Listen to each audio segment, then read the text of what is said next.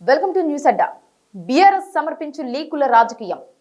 తెలంగాణ రాజకీయ క్షేత్రంలో బీఆర్ఎస్ అనుసరిస్తున్న సరికొత్త వ్యూహాలు ఇప్పుడు సర్వత్రా చర్చనీయాంశంగా మారాయి. ముఖ్యంగా లీకు రాజకీయాలు చేయడంలో ఈ పార్టీని మించిన వారు లేరని రాజకీయ విశ్లేషకులు అభిప్రాయపడుతున్నారు.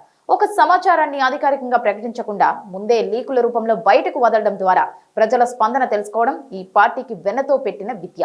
గత 10 ఏళ్ల పాలనలో కూడా కేసీఆర్ నేతృత్వంలోని బృందం ఇలాంటి ఎన్నో ఎత్తుగడలతో ప్రత్యర్థులను ఆత్మరక్షణలో పడేసింది. ప్రస్తుతం అధికారంలో లేకపోయినా కీలకమైన అంశాలపై లీకులు ఇస్తూ ప్రభుత్వ వ్యతిరేకతను మూటగట్టడంలో బీఆర్ఎస్ నేతలు సిద్ధాస్తులుగా కనిపిస్తున్నారు. ఈ రకమైన వ్యూహం వల్ల పార్టీ క్యాడర్ ఎప్పుడూ అలర్ట్ గా ఉండటమే కాకుండా మీడియాలో నిరంతరం ఆ పార్టీ పేరే వినిపించేలా జాగ్రత్త పడుతున్నారు. ముఖ్యంగా పార్టీ అంతర్గత నిర్ణయాలు, అభ్యర్థుల ఎంపిక, భవిష్యత్తు కార్యాచరణ వంటి విషయాల్లో ఈ లీకుల ప్రభావం ఎక్కువగా కనిపిస్తోంది. బీఆర్ఎస్ తన సోషల్ మీడియా విభాగాన్ని, అనుకూల మీడియా వర్గాలను వాడుకొని వ్యూహాత్మక సమాచారాన్ని ప్రజల్లోకి పంపిస్తోంది. ఒక కొత్త పథకం గురించి కానీ, ప్రభుత్వ నిర్ణయంపై చేయబోయే పోరాటం గురించి కానీ ముందే లీక్ ఇవ్వడం ద్వారా ప్రజల్లో ఒక రకమైన చర్చను మొదలు పెడుతున్నారు. దీనివల్ల ప్రత్యర్థి పార్టీలు ఆ సమాచారంపై స్పందించే లోపే బీఆర్ఎస్ తన తదుపరి అడుగు వేస్తోంది. ఈ లీక్ పాలిటిక్స్ వల్ల కేవలం రాజకీయ ప్రయోజనాలే కాకుండా ప్రజల నాడిని పట్టుకోవడంలో కూడా ఆ పార్టీ సక్సెస్ అవుతోంది. గతంలో రుణమాఫీ, రైతు బంధు వంటి పథకాల విషయంలో కూడా ఇదే తరహా వ్యూహాన్ని అమలు చేసి సత్ఫలితాలను సాధించిందనే చెప్పాలి. ప్రస్తుత కాంగ్రెస్ ప్రభుత్వ హయాంలో కూడా బీఆర్ఎస్ తన లీకుల అస్త్రాన్ని వదలడం లేదు. ప్రభుత్వంలో జరుగుతున్న చిన్న చిన్న పరిణామాలను కూడా లీకుల రూపంలో బయటపెడుతూ అధికార పక్షాన్ని ఇరుకుని పెడుతోంది.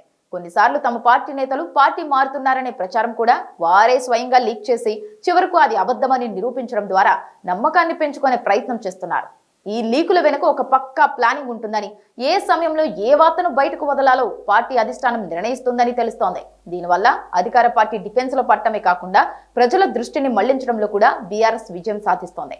రాజకీయాల్లో సమాచారమే శక్తి అని నమ్మే ఈ పార్టీ ఆ సమాచారాన్ని లీకుల రూపంలో ఎంతో సమర్థవంతంగా వాడుకుంటోంది.